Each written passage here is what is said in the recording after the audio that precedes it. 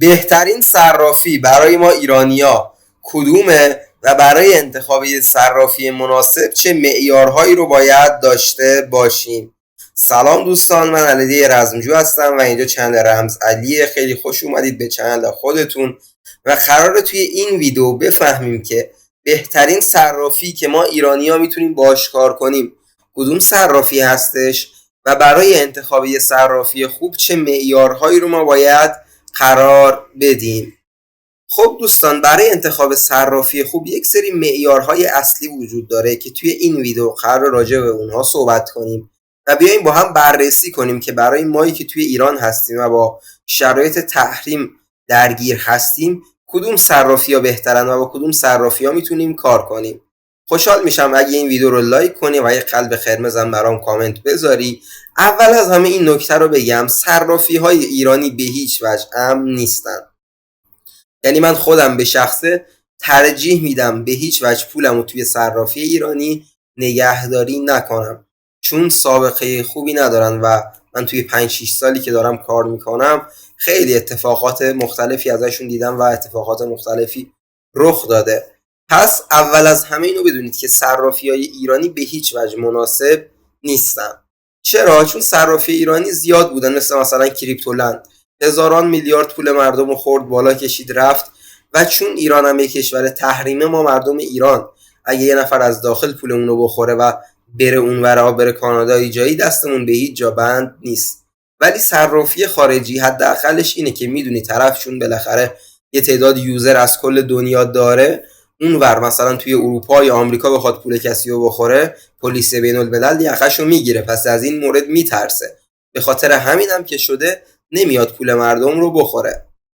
پس واسه همینه که میگم از صرافی ایرانی ترجیح میدم به هیچ وجه استفاده نکنم و صرافی ایرانی صرفا یه انگار پولیه، یه کانال تبدیلیه که تومنمو تبدیل به تتر میکنم باهاش، یه ارز دیگه که اون ارزه رو بریزم توی صرافی خارجیم و یعنی به هیچ وجه از صرافی ایرانی استفاده نمیکنم.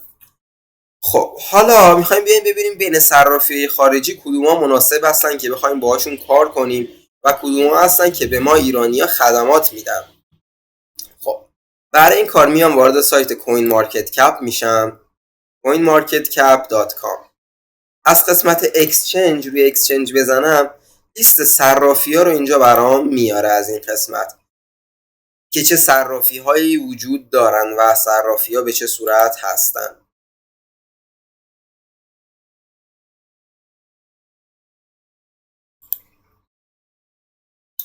صرافی‌های مختلفی در سطح دنیا وجود دارن که به ما ایرانی‌ها خدمات میدن. حالا یک سری صرافی‌های بزرگتر که خیلی قوی‌تر هستن به ما ایرانی‌ها خدمات نمیدن، مثل بایننس.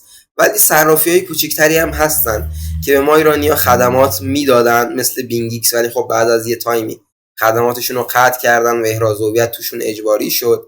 ولی همچنان یک سری صرافی‌های دیگه هستن که در حال حاضر به ما ایرانی‌ها خدمات خوبی رو میدن. حالا میخوایم بیایم بررسی کنیم که بین این صرافیایی که میان به ما ایرانی‌ها خدمات خوبی میدن کدوماش خوبه و کدوماش در واقع بهتر هست که ما انتخابشون کنیم و بخوایم بیایم و با اونا کار بکنیم. الان توی این ویدیو میایم این مورد رو با هم دیگه بررسی میکنیم.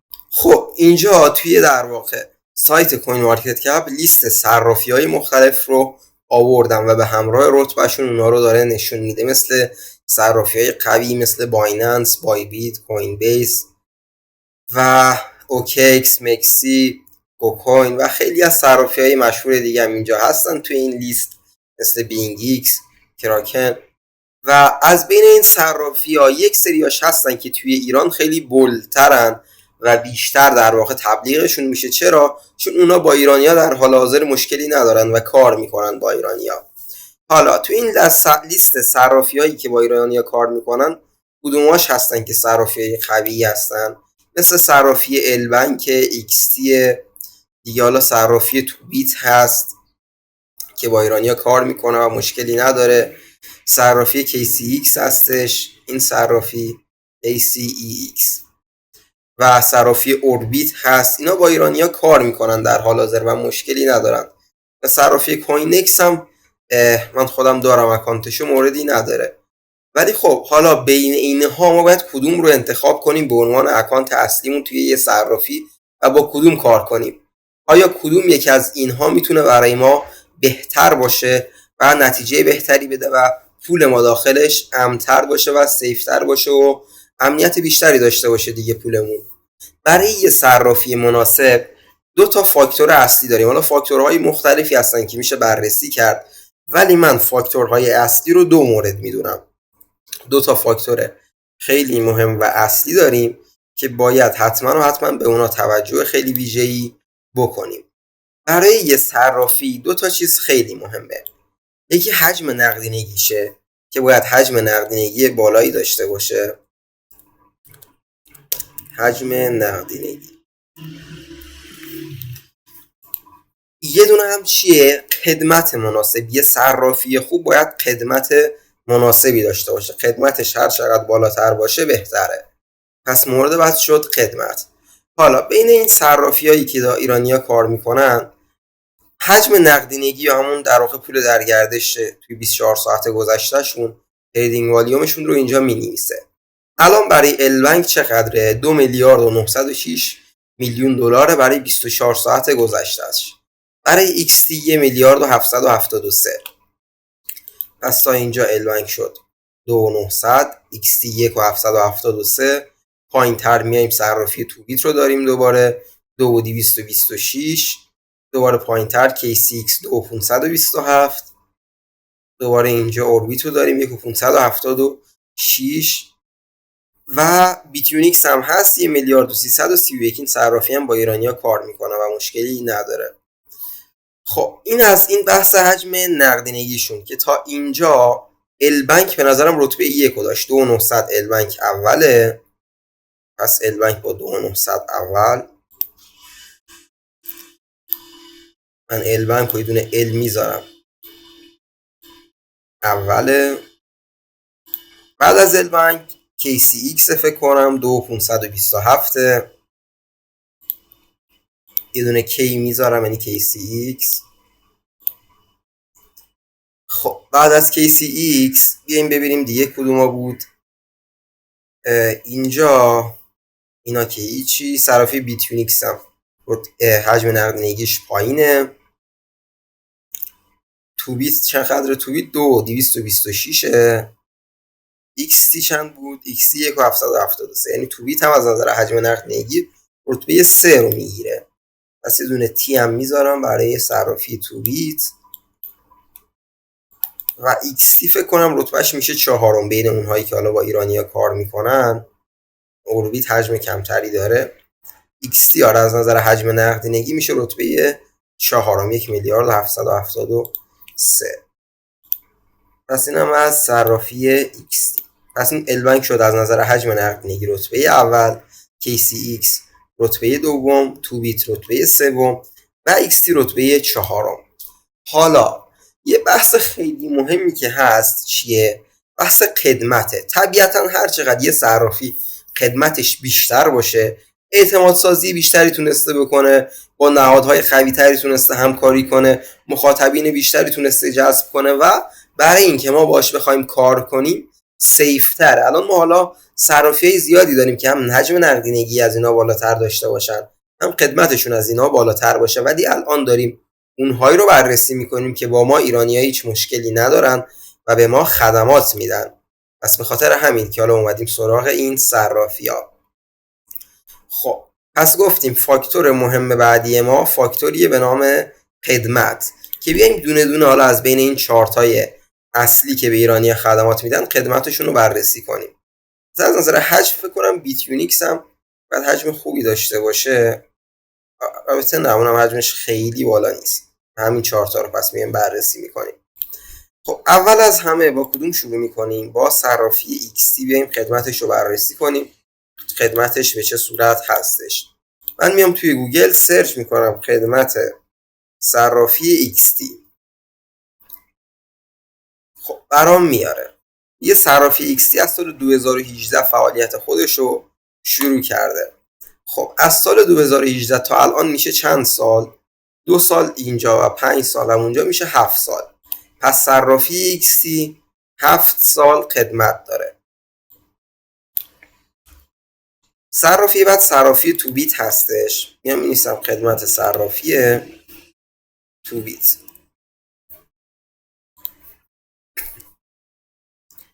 و خب هوش مصنوعی خود گوگل فکر کنم داره دیگه این پاسخ‌ها رو میده. میگه خدمت صرافی تو بیت از سال 2022 که تأسیس شده تا الان میشه 3 سال تقریبا و خدمت خیلی کمی داره. صرافی بعدی KCX. بیایم بررسی کنیم این صرافی خدمت چند ساله داره.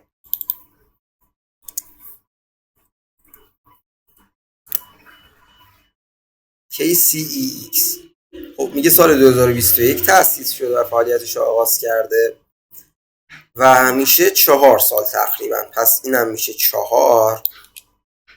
حالا بریم سراغ صرافی البنک.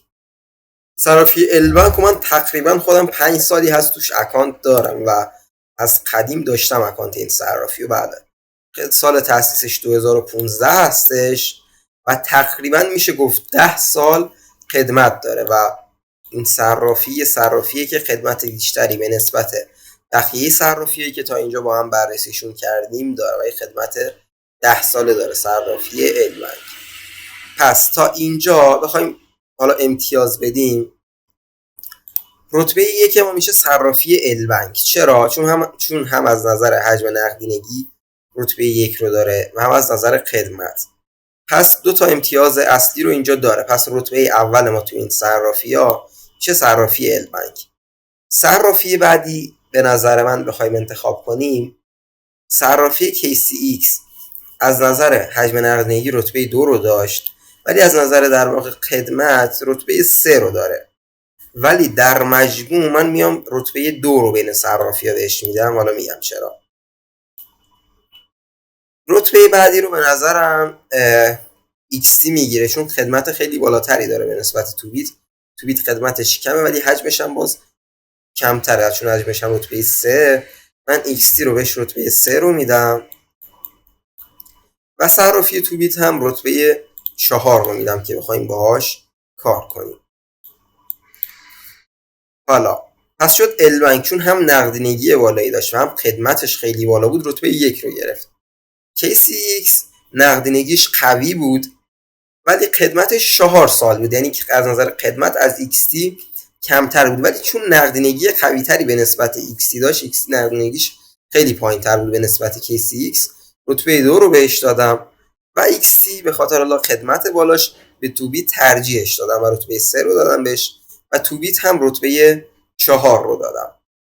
حالا صرافی البنک رو همونطور که گفتم من نزدیک به 5-6 سالی از خودم باش کار میکنم و از قدیم این صرافی رو اکانتش رو داشتم و در حال حاضر هم با این صرافی من همکاری دارم. من لینک ثبت نام تو صرافی البنک رو براتون توی در واقع کپشن میذارم توی دیسکریپشن این ویدیو و شما اگر با لینک من بیاید توی صرافی البنک ثبت نام کنید چه اتفاقی میفته؟ این صرافی هم بهتون تخفیف کارمزد میده و هم 20% بونوس فیوچرز. حالا 20% بونوس فیوچرز یعنی چی؟ یعنی مثلا شما میای $100 فیوچرز تو شارژ میکنی، به جای اینکه $100 شارژ بشه $120 شارژ میشه، یعنی $20 به شما اضافه میده. یا مثلا $1000 شما میای فیوچرز تو شارژ میکنی، به جای اینکه $1000 به موجودیت اضافه بشه موجودی فیوچرزت $1200 اضافه میشه، یعنی 20% بیشتر از چیزی که پول ریختی به موجودیت اضافه میشه. پس شد $1000 میریزی $1200 شارژ میشه. حالا شما آیا این $200 رو میتونی برداشت کنی؟ اصل پول این $200 قابل برداشت نیست، یعنی شما خود اصل پول رو نمیتونی برداشت کنی ولی میتونی بیای باهاش معامله کنی و معاملاتی که میکنی رو سود این $200 رو بیای باهاش برداشت بزنی. یعنی با این پولت میتونی بیای معامله کنی و توی معاملاتت حالا یه مقدار سود کسب میکنی و دیگه اون سودی که از طریق این $200 به دست آوردی قابل برداشت هست. پس این میشه از این فرایند که حالا به چه صورت این کار رو انجام میدیم. الان هم من میام براتون در واقع 0 تا 100 نحوه کار با البنک و ثبت نامش رو بهتون توضیح میدم. خب پس بیایم با هم دیگه بریم برای ثبت نام توی صرافی البنک. برای ساخت اکانت توی صرافی البنک اول از همه نیاز ما یه دونه جیمیل داشته باشیم. جیمیل هم که برنامه جیمیل رو روی گوشی همگی پیش‌فرض نصب داریم. وارد برنامه جیمیل میشید. برای اینکه جیمیل جدید بسازم روی عکس پروفایل بالا میزنم. بعد این پایین یه گزینه هست نوشته شده add another account یا فارسیش مینویسه افزودن حساب دیگر. این گزینه رو انتخابش میکنم. بعد از اینکه این گزینه رو انتخاب کردم میگه چه اکانتی میخوای بسازی. گوگل رو میزنم که یعنی همون جیمیل میخوام بسازم. خب توی صفحه بعد ممکنه ازتون رمز گوشی یا اثر انگشتتون رو بخواد که وارد میکنیم. خب حالا توی صفحه بعد یه قسمت رو برامون میاره میگه اگر اکانت جیمیلی از قبل داری یا شماره یا آدرس جیمیل تو وارد بکن که من تو رو به اون اکانت جیمیل وارد کنم اینجا. ولی ما اکانت جیمیلی مثلا از قبل نداریم و میخوایم یه دونه جدید بسازیم. برای اینکه اکانت جدید بسازیم روی گزینه create account یا ایجاد حساب میزنیم و بعد اینجا گزینه for my personal use یا برای استفاده شخصی رو میزنم. حالا توی این قسمت یه فرست نیم میخواد یه لاست نیم یا همون نام و نام خانوادگیه. من همون اسم رو میزنم تست و نکست یا بعدی رو میزنم که برم مرحله بعد. توی مرحله بعد میگه تاریخ تولدتو به میلادی وارد کن. من مثلا میذارم 1980 10 اپریل. اینجا باید تاریخ تولدی که وارد میکنید حتما یادتون بمونه. یعنی مهم نیست چیزی که دارید وارد میکنید رو در واقع تاریخ تولد واقعیتون باشه یه چیز الکی، ولی چیزی که وارد میکنید بهتره که یادتون بمونه که اگر خدای نکرده در آینده اکانتتون هک شد یا برای اکانت جیمیلتون مشکلی پیش اومد بتونید از طریق این تاریخ تولد به گوگل ثابت کنید که شما مالک اصلی این اکانت هستید.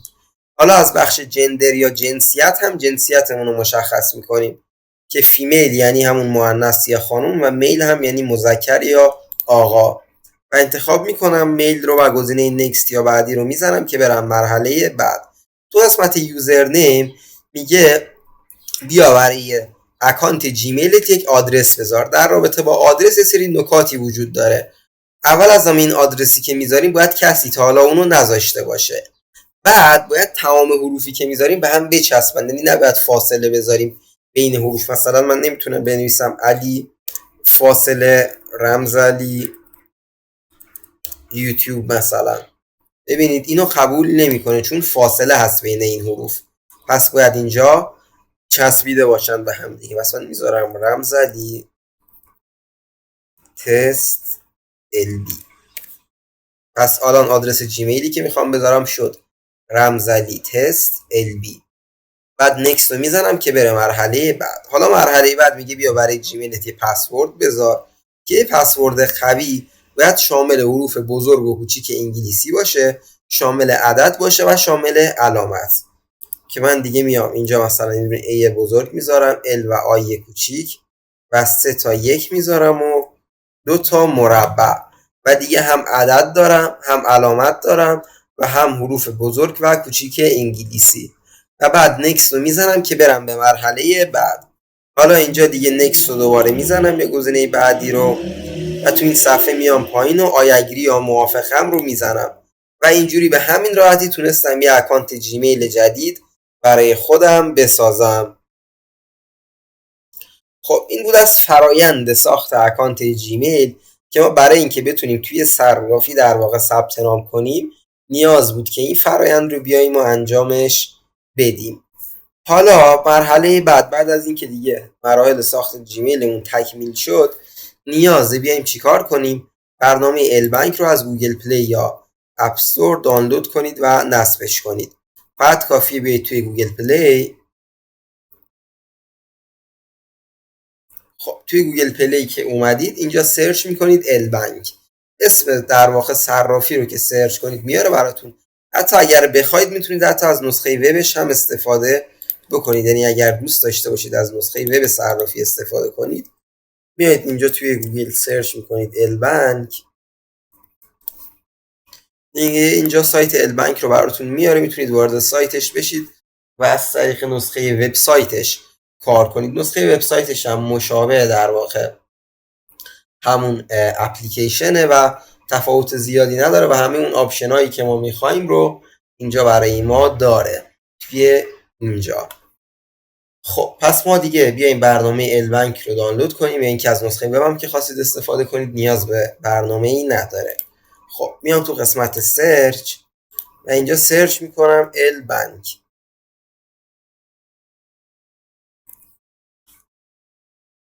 خب این البنک رو انتخاب میکنم. این زرده برنامه البنک هستش که یک همچین تصویری داره و دیگه این برنامه رو دانلود و نصبش کنید. حالا بعد از دانلود و نصب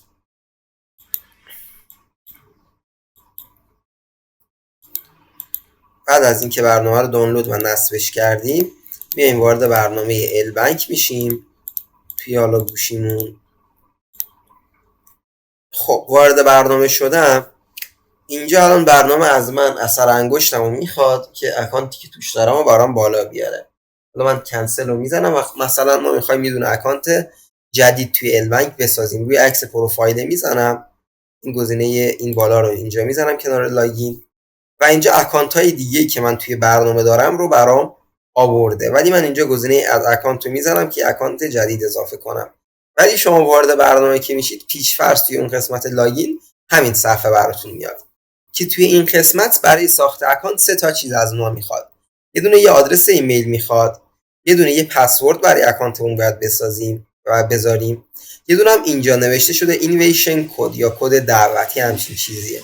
اینو حتما باید بزنید و اون چیزی که من میگم رو اینجا بنویسید که چه اتفاقی بیفته، کم تخفیف برای کارمزد معاملاتتون بگیرید و همون 20% بونوسه براتون فعال بشه که گفتم مثلا $1000 شارژ میکنی $1200 شارژ میشه. حتما باید در واقع اینو هم بزنید که اون هم براتون فعال بشه. خب پس الان چی کار میکنم؟ میام اینجا آدرس ایمیلم رو وارد میکنم. توی قسمت اینتر ایمیل باید آدرس ایمیلمون رو بیایم و واردش بکنیم. خب آدرس ایمیلم چی بود؟ میام توی برنامه جیمیل، اینجا توی این عکس پروفایل انگشتمو نگه دارم، آدرس ایمیلمو برام میاره. خب نیارد آدرس رو.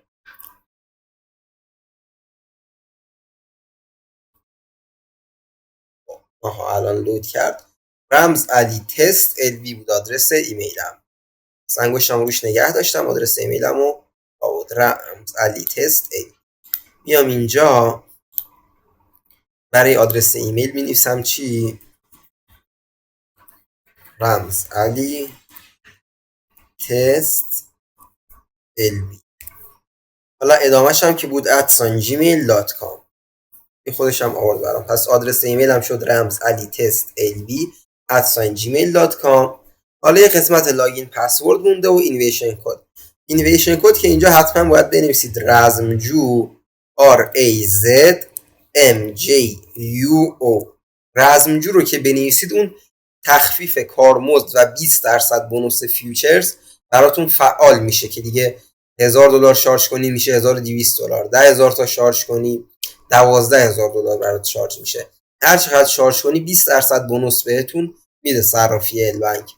تو قسمت لاگین پسورد هم یه رمز برای اکانتت میذاری که من اینجا مثلا میام، حالا دوباره اینم گفته باید هم حروف بزرگ و کوچیک باشه، حداقل 8 کاراکتر باشه و از علامت هم استفاده کرده باشیم. یه دونه A بزرگ میذارم، L و I کوچیک، 3 تا 1 و اینجا دوباره مربع. بعد یه گزینه لاگین و ریجستر رو بزنم یا ورود یا ایجاد حساب شاید نوشته باشه تو فارسی. میگه برای اینکه تایید کنی خودتی و این مراحل رو انجام دادی یه کد رو ایمیلت برات فرستادیم، برو توی ایمیلت و اون کد رو اینجا وارد بکن. دیگه برنامه جیمیل رو میاریم اینجا، رفرش میکنم. آها این کد از طرف البنک اومده، اینو باز میکنم و این کد رو انگشتم روش نگه میدارم که کپی بشه و اینجا گزینه کپی رو بزنم این کد رو میتونم کپی کنم. حالا که کپی شد میام اینجا و توی این قسمت پیستش میکنم، کد رو وارد میکنم و گزینه کانفیرم رو میزنم و خب حالا که کانفیرم رو زدم وارد اکانتم توی صرافی البنک میشم. این میشه از مراحل ساخت یه دونه اکانت توی صرافی البنک.